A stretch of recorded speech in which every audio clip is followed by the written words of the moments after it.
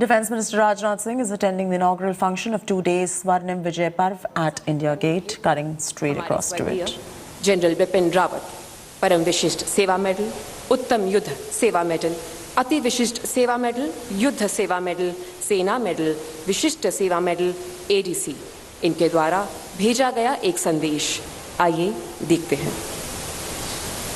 स्वर्णिम विजय पर्व के अवसर पर मैं भारतीय सेना की सभी बहादुर जवानों को हार्दिक शुभकामनाएं देता हूं।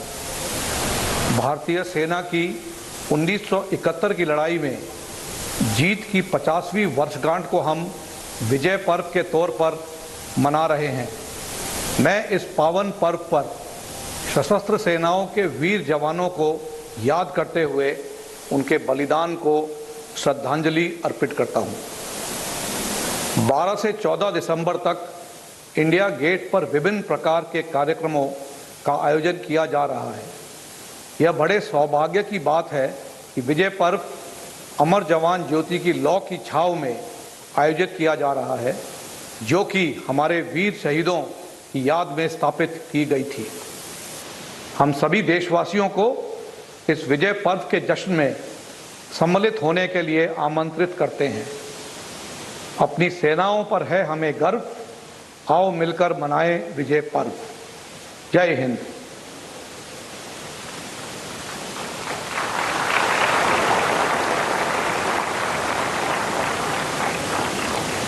देवी और सज्जनों, 16 दिसंबर 1971 न केवल भारत ने लहराया विजय का तिरंगा, अपितु विश्व के मानचित्र पर उत्कीर्ण किया एक नया देश, बांग्लादेश। और आज हमारे विजय पर्व उत्सव में सम्मिलित होने हेतु बांग्लादेश ने भारतीय सेना एवं संपूर्ण देशवासियों के लिए शुभकामना संदेश भी भेजा है। आइए देखते हैं। The moment of truth for the people of Bangladesh came on December 16, 1971, when the joint forces of Bangladesh and India secured a victory in our war of liberation through the surrender of the occupying Pakistan army. As we congregate to celebrate Subarna Jayanti, or Golden Jubilee of that great event, I offer my deep respect to the leaders, people and members of the armed forces of Bangladesh and India for their glorious role and attendant sacrifices. Joy Bangla.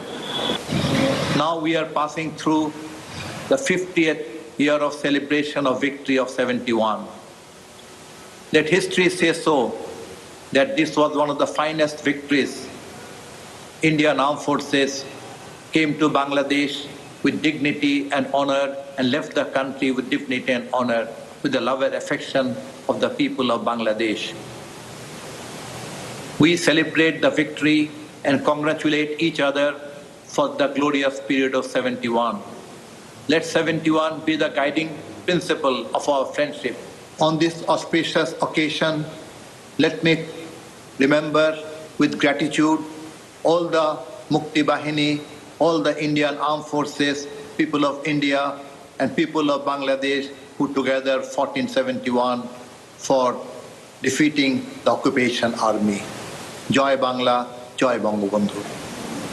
We feel delighted and honored that on this occasion of 50th anniversary of independence, Indian government is arranging Swarnim Vijay Varsha. Abhishek Balla is now joining us, reporting from Delhi. Abhishek, we are seeing the 50 years of 1971 war and Rajnath Singh inaugurating this particular event right there. And what's interesting to note is that the late CDS Bipin Rawat's address was also played out. Yes, really ironic, Chaiti, that General Rawat had recorded this statement, this message before the chopper crash that led to his demise. And of course, this was very untimely, very unexpected. And after his death, in fact, the celebrations have also been toned down. This was supposed to be a 3-day event starting on December 12, culminating on December 14, and then on the 16th of December, Prime Minister would be attending an event which carries on even now. That will happen. But 50 years of independence of the war of Bangladesh liberation, nevertheless, a very momentous moment as far as both the countries are concerned, India and Bangladesh. And that's the reason why we had a message from Bangladesh as well. Defense Minister Rajnath Singh himself present at this occasion, where weapons used by the Indian forces will be a display for public at large from today onwards over the next 2 days. There will be some of the Mukti Yodhas as well who will be attending the event from Bangladesh. There, So a very- Abhishek, I'm coming back to you in just about a bit. Listen in to Defense Minister Rajnath Singh. Staff, General E.M.M. Naravane, Chief of Air Staff, Air Chief Marshal V.R. Chaudhary, Chief of Naval Staff, Admiral R. Hari Kumar, Defense Secretary Dr. Ajay Kumar, Secretary ESW Sri B. Anand, रक्षा मंत्रालय के सभी अधिकारी वर्ग, सेना के हमें सारे अधिकारी वर्ग, बहादुर जवानों और सभी सम्मानित वेटरन्स, एनसीसी कैडेट्स और स्कूल चिल्ड्रन, मीडिया के मेरे मित्रों, देवियों और सज्जनों, आज हम सभी यहाँ इंडिया गेट पर 1971 के भारत पाकिस्तान युद्ध के स्वर्णिम विजय वर्ष के अंतर्गत आयोजित विजय पर्व को मनाने के लिए एकत्रित हुए हैं। यह पर्व भारतीय सेनाओं की उस शानदार विजय के उपलक्ष्य में है जिसने दक्षिण एशिया के इतिहास और भूगोल दोनों को बदल दिया था। 1971 के भारत पाक युद्ध में भारतीय सेना ने जिस अदम्य साहस, शौर्य और पराक्रम का परिचय दिया, वो हर एक भारतवासी के लिए एक अत्यंत गर्व का विषय रहा है।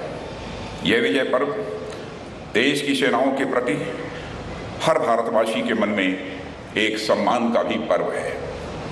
साथियों, इस आयोजन के लिए मंत्रालय को जहां मैं बधाई देता हूं, वहीं समस्त देशवासियों को भी अपनी तरफ से हार्दिक बधाई देता हूं। मैं मानता हूं यह एक अच्छी शुरुआत है। ऐसे अवसरों पर हम अपने राष्ट्र की संप्रभुता, एकता, अखंडता की सुरक्षा और राष्ट्र के विकास के संकल्प को दोहराते हैं। यह आयोजन और भी भव्य और दिव्य रूप में करने का निर्णय हुआ था, मगर देश के पहले chief of defence staff general Bipin Rawat के असामयिक निधन के बाद और साथ ही साथ उनकी धर्मपत्नी तथा 11 अन्य हमारे बहादुर जवानों के निधन के बाद इसे सादगी के साथ मनाने का निर्णय लिया गया। आज के अवसर पर मैं उन सभी को स्मरण करते हुए अपनी हार्दिक श्रद्धांजलि अर्पित करता हूँ।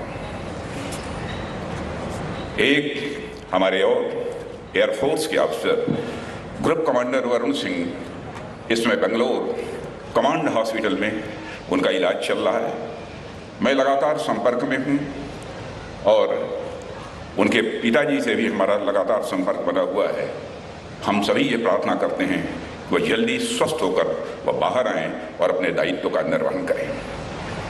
जनरल रावत के निधन से एक बहादुर सैनिक, योग्य सलाहकार और जिंदादिल इंसान को खोया है। वे इस विजय पर्व के आयोजन को लेकर बेहद उत्साहित थे। कई बार इस कार्यक्रम के स्वरूप पर उन्होंने मुझसे व्यक्तिगत रूप से भी चर्चा की थी, इसलिए मुझे उनकी कमी काफ़ी अधिक आज महसूस हो रही है। साथियों, आज के दिन मैं भारतीय सेना के उस हर सैनिक के शौर्य, पराक्रम और बलिदान को नमन करता हूं, जिनकी एक वजह से 1971 के युद्ध में भारत ने विजय हासिल की थी।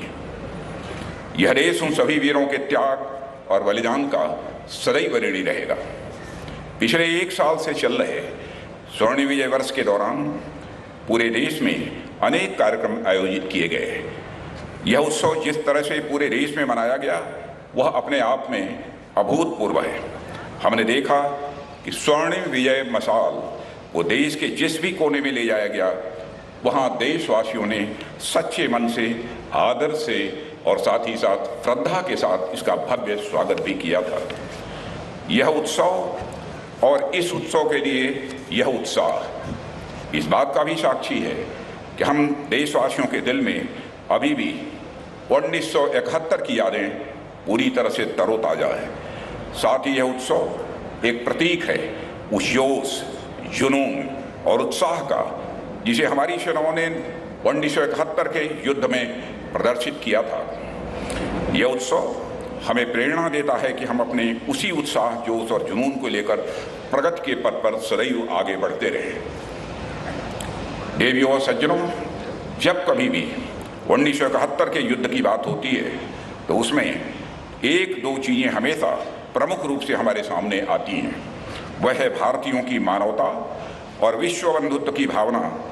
संपूर्ण पृथ्वी, जिसमें केवल मानव ही नहीं बल्कि जीव जंतु भी शामिल हैं, सभी उसके अंतर्गत आते हैं।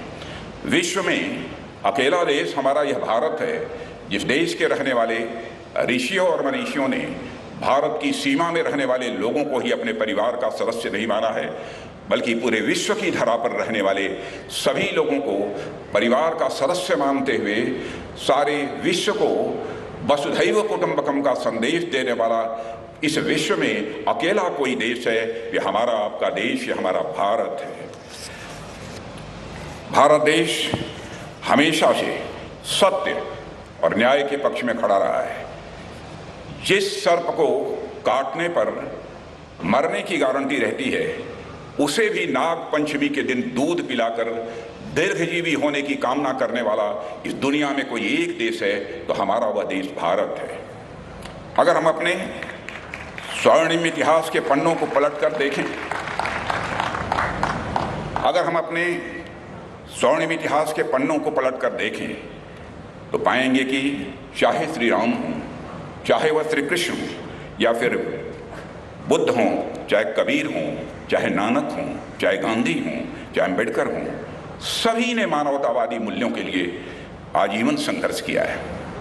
1971 का युद्ध हमारी इसी परंपरा को आगे बढ़ाने वाली एक महत्वपूर्ण कड़ी है। इसलिए यह युद्ध केवल पाकिस्तानी सेना के खिलाफ नहीं था, बल्कि अत्याचार और अन्याय के खिलाफ था। यह विजय केवल भारत की पाकिस्तान पर जीत भर नहीं थी, बल्कि यह न्याय की अन्याय पर, सदाचार की दुराचार पर जीत थी। आप सभी शायद मार्टिन लूथर किंग जूनियर के उस कथन से अवगत होंगे जिसमें उन्होंने कहा था कि injustice anywhere is a threat to justice everywhere. यानी किसी भी जगह अगर अन्याय हो रहा है तो वो दूसरी जगह व्याप्त न्याय के लिए भी खतरा पैदा करता है। 1971 में जब पूर्वी पाकिस्तान के अनगिनत बंगाली बहनें और भाइयों पर अत्याचार और अन्याय हो रहा था तो वह दूसरे देशों को भी प्रभावित कर रहा था। कभी कभी मैं सोचता हूँ कि हमारे बंगाली बहनों और भाइयों का आखिर कसूर क्या था। बस यही। Abhishek Bala is also joining us. Abhishek, you did walk our viewers through the irony of it all as to how the late CDS General Bipin Rawat had delivered that particular address, and this program has been cut down short as well on the back of that tragic and horrific news and unfortunate news of his demise. Now coming to the Swarnim Vijay Parv, this particular function at India Gate, if you could just walk our viewers through the importance of this. Well, Chaiti, this was supposed to be a 3-day event where all the weapon systems and platforms that were used in the 1971 war will be put out for a public display. Now this has been cut short. It's a 2-day event, so people can actually go and visit this place and have a look. It's just to remind the present generation of the history of the 1971 war and how it was fought. We had the defense minister speaking about it, and he also mentioned that the 1971 war wasn't just a victory over Pakistan, but, you know, the war was fought to ensure justice because there were atrocities against people in East Pakistan, which was liberated and became Bangladesh. So a big moment for the two countries, India and Bangladesh, 50 years of that war, also symbolic of the relations that the two countries share even today. And because of the demise of General Rawat, his wife, and 11 others, the celebrations have been toned down. That's something the defense minister also mentioned. And he did say that he's missing General Rawat at an event like this, being the senior most military commander, and also the fact that General Rawat was personally involved in the planning of this event. It would be a befitting salute to him if this event can go on well, and the history of the 1971 war can be recalled for the present generation. All right. Thanks, Abhishek, for getting us all those details right there.